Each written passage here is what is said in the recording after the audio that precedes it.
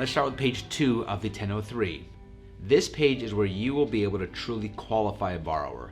So when you think page 2, the borrower being approved or denied or qualifying or not, all comes down to page 2. So let's get started with page 2. So I've got to go to my page 2 and fill out. Before that, maybe I was at, Macy's. And Macy's was located at 555 Macy's Way. And that was located in Irvine, California, 92618. And I was there for 2 years. But notice here, you have to say from when till when, because you can't have any gaps. This is your perfect chance to solve a problem before it comes up. Let's say that he tells me he had a 3-month gap between Amazon and between Macy's. So I'm going to put he was here from 1/1/2010 through, we'll call it 1/1/2019. So I have a 6-month gap in there between stopping Macy's and starting at Amazon. And let's say he was making $10,000 a month. I'm going to write a letter of explanation. I'm going to explain. I'm going to ask him, why was there a job gap? And the most common way that you'll get a loan through is if the borrower either had a gap in employment because there was an illness or an ailment. If there's a job gap that's minor, you're typically going to be okay. If there's lots of job gaps over a short window, you may get a decline in your loan for inconsistency. So if there are multiple job gaps, it's really important to upfront. Here's the key. Getting a loan through underwriting is convincing another human that this borrower is a good credit risk. So telling the story is everything. When you find a job gap of a month or 2 months or 3 months, you've got to explain it up front. So get a letter of explanation, type it for the borrower, send it over for them to sign and say, hey John, tell me why you had a job gap. Oh, because you had your mother passed away, or because you got sick with this disease and you had to seek medical treatment, or maybe you just were at a job for 10 years and were burned out. That's okay because you were consistently at a job for a long time and you had money saved and you decided to take a break. But when it's jumping around from industry to industry without consistency, and it's very common that you'll probably leave this job again soon, that's the kind of thing that'll give your loan a decline. So be aware of that and tighten up your job gaps up front, okay? Moving forward. Next, you want to enter in on section 5 of the application, the borrower's income information. Here's also what's critical. Don't fall into the trap of falling in love with the borrower's income on a W-2.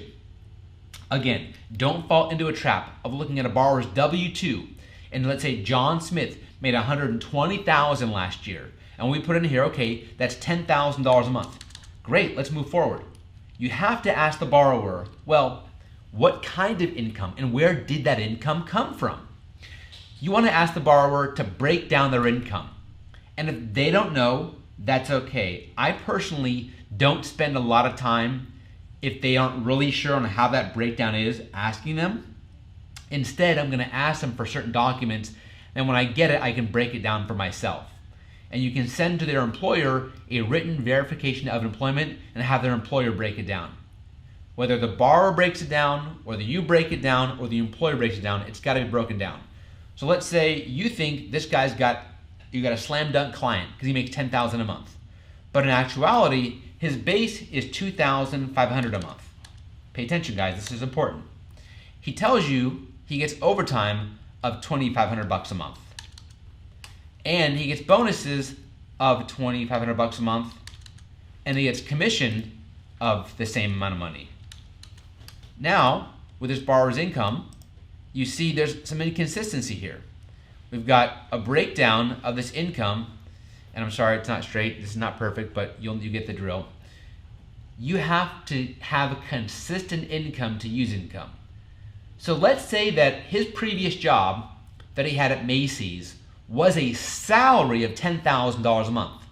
But his new income at Amazon, which is also $10,000 a month, is broken down based on different comp structure. You're going to have a problem on your hands because he doesn't have 2 years of a consistent income flow. So you can spin your wheels and spend your time with this borrower, all to realize you have a deal that's not going to go through with egg on your face because you didn't vet his income.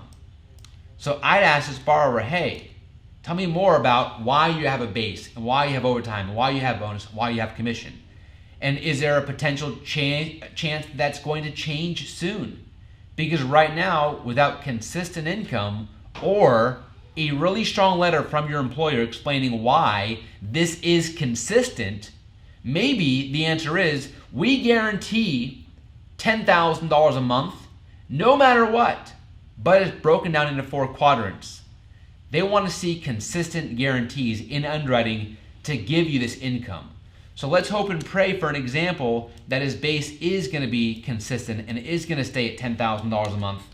And if it's not, you have to then use a different method of qualifying a borrower. Maybe you have to qualify them just on their base, which maybe the base is $5,000 and the bonuses are $5,000. If $5,000 as a base still qualifies, then it still qualifies. But these are things that as you're starting out your loan business, you're trying to get your game right, you don't really get in basic one-on-one loan training. And you can spend your wheels on this loan and get it into underwriting, get it into qualification, and all of a sudden there isn't a deal. So let's hope that he makes $10,000 a month. Next, you want to ask the borrower, tell me about your current rental or home ownership situation. You have to qualify the client and you have to have a consistent rent payment or home ownership payment that's been made on time. Let's say he rents for $2,500 a month. Great. Be prepared to ask the client to give you copies of his canceled checks for his rents if they're renting from a private party, because you have to verify they made their payments on time. If they're renting from a commercial building or an apartment complex, then that building, which is commercial, is usually able to fill out a form that just verifies rents. But if they own a home and they don't rent, then you're putting their current home payment in here. So either way, you have to verify and qualify them and make sure you have vetted out their previous history of housing. That's basically page 2, other than filling in their assets. When you're now jumping into assets, the crucial part here on verifying a client's assets, and where I see lots of mistakes being made, is people have to verify their funds, and maybe their funds could be in cash, or maybe their funds are in gift funds. Some asset classes are unacceptable for underwriting. So when you ask a client, tell me how much you have in the bank to buy your house, John Smith, them saying $10,000 or $20,000 doesn't stop there. You've got to ask the client, how long has those funds been there and are those your funds? So let's say they say, okay, my money's in Chase and I've got a Chase checking account and I've got $25,000 in there, and yes, those funds are my funds, and yes, they're seasoned. If they've got Chase, let's say they have a Wells Fargo, and this account is a 401k, and they have $15,000 in their 401k, and they're planning on using that money to buy their house. You've got to find out from their employer, can they borrow from those funds? Are those legitimate resources? So you want to ask the clients not just, do you have assets, but are those assets yours? How long have they been there?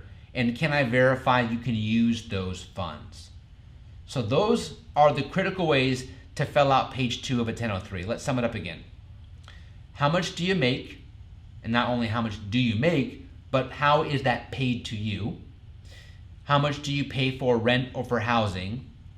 And then finally, let's break down your assets. Are those your funds?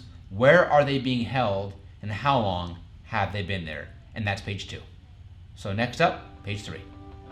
So let's recap page 2. It's all about qualifying your borrowers, income and assets. And this is where you would truly find out, is the borrower qualified?